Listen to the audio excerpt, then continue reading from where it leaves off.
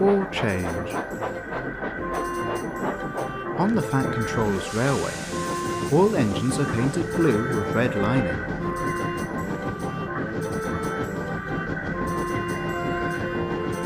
Except for in special cases such as James, who was painted red as a reward. The latest engine on the line to be given a nice blue coat was Henry. After helping Edward save the Express, he'd been given a coat of paint, which had made him rather boastful despite his sickly nature.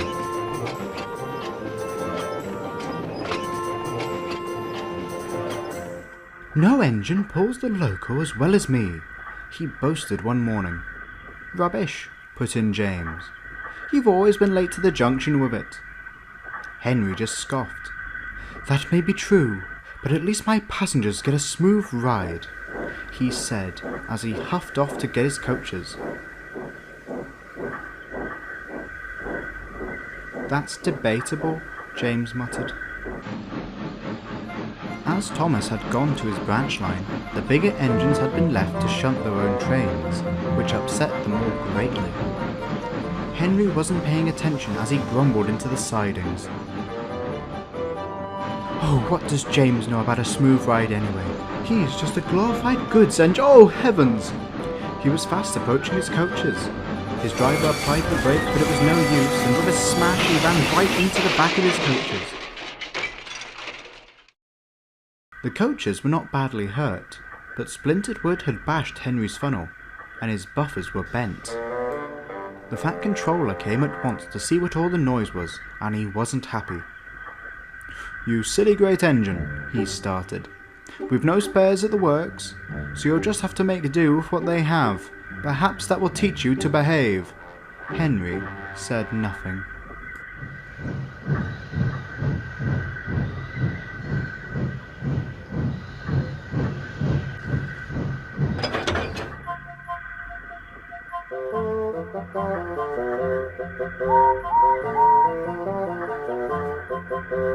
A few weeks later, Henry returned from the works, a different looking engine.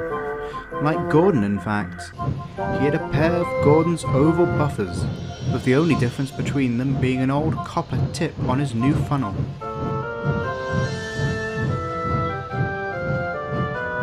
Gordon thought it was a wonderful joke. "Oh look, the Fat Controller's bought another engine like me." I'm sorry to say, for the Fat Controller and Gordon's sake, the funny side wouldn't last long.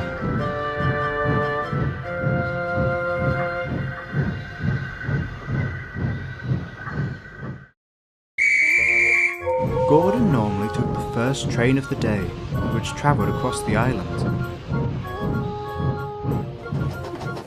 It would then be followed by Henry's local stopping train.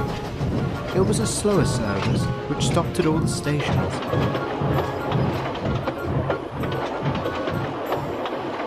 That morning, Gordon had forgotten he had to shunt the coaches himself, and left the shed late.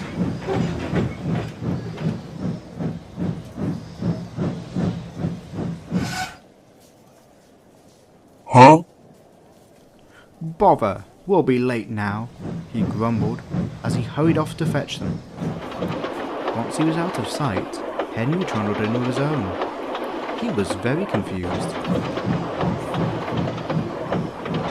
"Where's Gordon? We usually get here before he leaves." "Are we late?" the fireman asked. "He must have just left early," pondered the driver. "Changed to the timetable, most likely." "Good, we shan't have to deal with his teasing," Henry sighed with relief. But it wasn't long before everything went wrong. Henry was simmering at his own platform whilst the express passengers stood in confusion. "Where's the express? It's not at platform 1, one of them called. "There it is," another pointed out, looking across to Henry at the other platform. "There! The platform must have been changed," they called. The passengers all agreed and hurried across to board Henry's local. The guard waved his flag and Henry hurried off.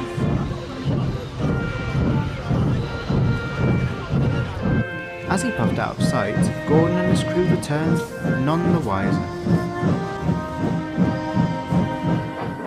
Later that night at the sheds, the Fat Controller was waiting for them. Both Henry and Gordon looked glum.